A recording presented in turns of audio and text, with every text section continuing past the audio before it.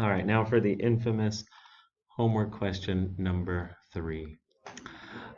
An airplane has a speed of 270 kilometers per hour relative to the air. Well, that's pretty obvious. That's the speed of the plane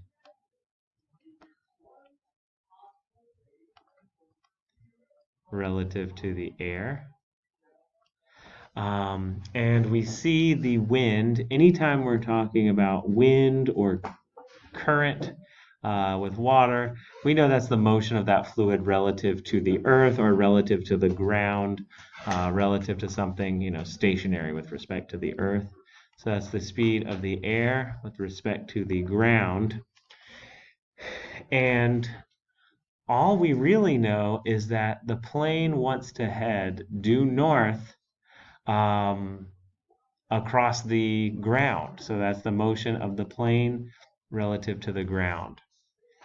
So I've got plane, air, and ground, and applying the relative velocity equation, the motion of the plane relative to the air plus the motion of the air relative to the ground results in a velocity for the plane relative to the ground. Because these vectors have 2 dimensions, it's a good idea to visualize what's going on here. Remember, vectors are added head to tail, and the only one I clearly understand is that the motion of the air is known by its magnitude and direction. 100 kilometers per hour at an angle of 30 degrees. Now, whichever way the plane is headed, we want the end result to be a truly vertical, just northbound motion. So even though I don't know exactly how fast it's moving relative to the ground, I do know its direction, and we would expect the plane relative to the ground to be just due north, which means that for this wind, which has an eastward component, the plane has to take off with a velocity with some amount of westward component. So that as it flies through the air and the air is moving this way, the end result will be a true north and south direction. So just like projectile motion, just like any other kind of vector problem, I always want to divide this into the vertical and the horizontal. What I know in the horizontal is that their horizontal components of the plane in the air and the air of the ground cancel out because the velocity of the plane relative to the ground is truly vertical, meaning it has 0 horizontal component. So I'd have to say the plane relative to the air in the x direction plus the air relative to the ground in the x direction is equal to the plane relative to the ground in the x direction, which is 0. Well, since I know the magnitude and direction of the wind's velocity, I can calculate its horizontal component. That would be equal to 100 times the cosine of 30 degrees. And so this horizontal component here is 86.6 meters per second. So that's in the positive direction. So that would be, I've said that positive is east. So if this is 86.6, actually not meters per second, kilometers per hour.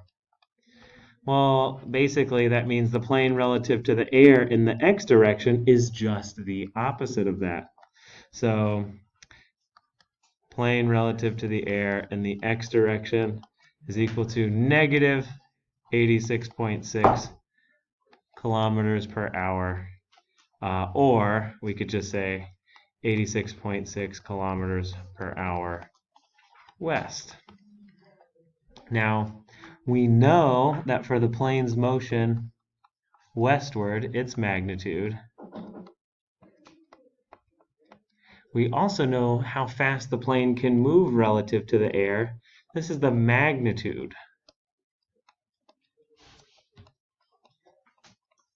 So if I have two components of a right triangle, I should be able to solve for the other pieces. In this case, I have a hypotenuse and I have this horizontal component. That does mean that I can solve for the other piece, right? The vertical component, motion of the plane through the air in the vertical component, well, that's just going to be equal to 270 squared minus 86.6 squared. Take a square root of that from our Pythagorean theorem. That's 255.7.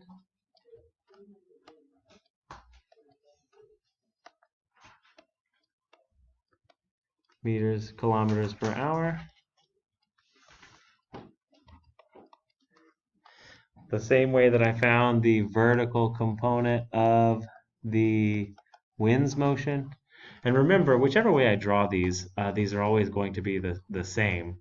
They're going to represent the same amount. The motion of the plane, of the air relative to the ground in the vertical is going to be, what did I just do? Is going to be 100 times sine of 30 degrees.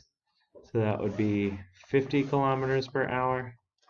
And since I said that the motion of the plane relative to the air, I'm just going to add in that we're doing this by component in the vertical, plus the motion of the air relative to the ground in the vertical is equal to the motion of the plane relative to the air in the vertical, but that's all there is for, airplane relative to the ground. Since that's all there is no horizontal component, I'm actually just adding these up. 255 plus 50, that would be 305.7 kilometers per hour. For the speed relative to the ground. For the direction of the plane's heading, well, the specific angle they're asking for here is this angle west of north. But this is still a right triangle. This component, 86 here, it's the same thing over here. And I can do an inverse sine, right? Sine -1 of 86.6 over the hypotenuse, which is the 270.